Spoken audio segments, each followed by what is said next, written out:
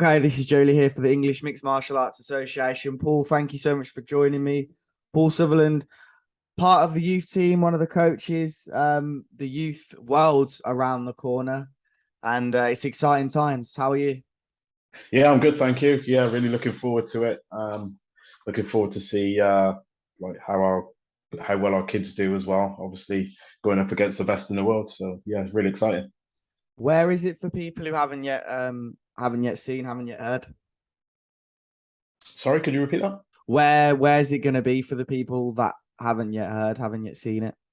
Yeah, it's obviously in Abu Dhabi next week at the Jiu-Jitsu arena. Um, a lot of the kids under 16 years old. A lot of the best kids of the world will be competing there under the IMAF rules. Yeah, now I spoke to Mark Spencer, obviously involved in the youth team heavily as well last week, and the fact that the younger kids get to experience this, go abroad and fight as well at such a young age is going to be key. But what do you think the Wilds does for the people in order to build them up to go into the juniors and seniors and Well, it's about for me, it's about the experience, picking up the experience, giving the youth the experience for the future. Really, even irrespective of winning medals or not, I think it's really important that they, get the experience on that international level. It only will um, obviously be more advantageous for the squad in the future, and obviously these kids as well. what can you expect from our team over in Abu Dhabi, Paul? I honestly think the team that we've sort of assembled that we're sending over is the strongest team that we've had to date. Um, Obviously, without seeing a lot of the other countries and things like that, we don't really know what we're going into. But I'm really confident that the skill level that we have on the squad, I think we're going to come back with some good medals. I think. That's good to hear. What have you seen in the most recent sessions to make you think that it's one of the best teams or the best team we've had to date? I just think that the youths that we're sending out are a lot more well skilled and a lot more well versed in wrestling and grappling. And I think the key to winning these tournaments is to be very, very strong with your wrestling and the grappling as well. So I think a lot of the coaches and a lot of the kids, what teams they come from, really concentrate on this anyway. Because simply a lot of the kids that I see on the circuit, on the jiu-jitsu circuit, they're on the squad as well. So I know that they're competing regularly on the jiu-jitsu scene. So I think hopefully, thinking forwards that hopefully that should stand us in good stead for getting some medals. Is that a key aspect of the training going into it? I guess how much of it has been focused on the grappling side? Yeah, I mean, obviously, when you're under 18 years old, there's no headshots. So obviously, there's very little sort of damage that you can do with Yeah. like striking below the shoulder. So it has to be, it's really tailored for the grappler. So you have to train that way in order to, win these tournaments. And obviously, a lot of the other countries, like the Eastern Bloc countries, and obviously the Americans, have done really well. If you have a look at the previous medal tables, and obviously it's all tailored towards the actual stronger grappling nations. So that's the way you have to go to win. How long have you been involved in the youth squad as well? Well, basically, I'm obviously on the Emmaa board as well, so Yeah, I come on as yeah, a yeah. board member, and I've attended majority of the youth um, training days as well.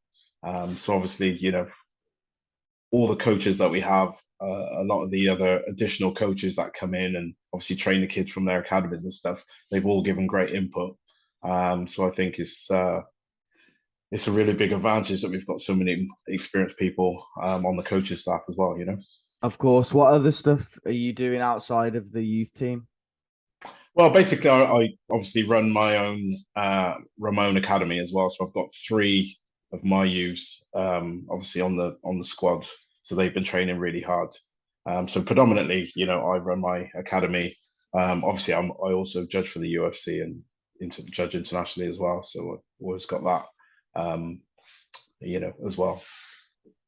Yeah, for sure. Kind of sticking on Emmaa, but the growth of it, which you will have seen. Um,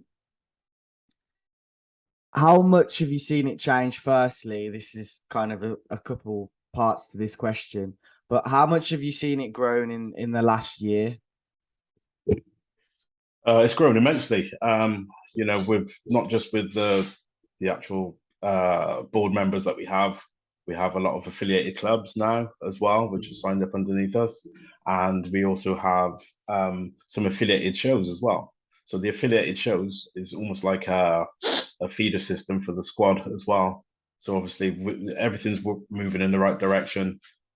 We have you know, experts on our board, and we have access to things like nutrition and weight cutting as well. It's not just the fighting side, the nutritional side and the weight cutting, and obviously the officiating side as well. So we've got so many talented people within our board and subcommittees. You know, that we've like in 12 months we've actually done a lot of really positive things. You know, bringing the sport of mixed martial arts in this country forward. And how important is that growth then to how important is the growth in terms of enhancing performance? Obviously, we're not the top three countries when we go to the IMAFs and stuff as of right now, but if Emmaa grows as a company, how important is that to then translate into obviously the most important things, which is the mixed martial arts? Yeah, well, I think obviously we are a work in progress. You know, we haven't been, you know, going that long, but I think the strides that we're taking and the professionalism that we're bringing towards these and access we have to these athletes, and we can try and give them the best possible sort of advice moving forwards. So it's only positive, and I can just simply see us moving up those medal tables as we go on, as years go by.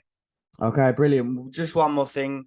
I Yeah. guess just a prediction for how you feel like the youth world is going to go. Not necessarily where we'll finish, just individual standout talents. We have people that can be looked out for as well, Paul. I think it's really difficult to pick out sort of individuals, but I just think this Mhm. the strength of the whole squad is really, really good. I've really been impressed with a lot of the kids that I've seen on the squad training days. I've obviously seen a lot of these kids competing on the jiu-jitsu scene and competing on like MMA shows as well under the same rules, and I've really been impressed. I'm really looking forward to obviously seeing what the standard is out there, you know, world scene as well. And then obviously it's experience for our whole squad, and then those experiences we can take back with us and look forward to next year as well. All right, thanks for your time, man.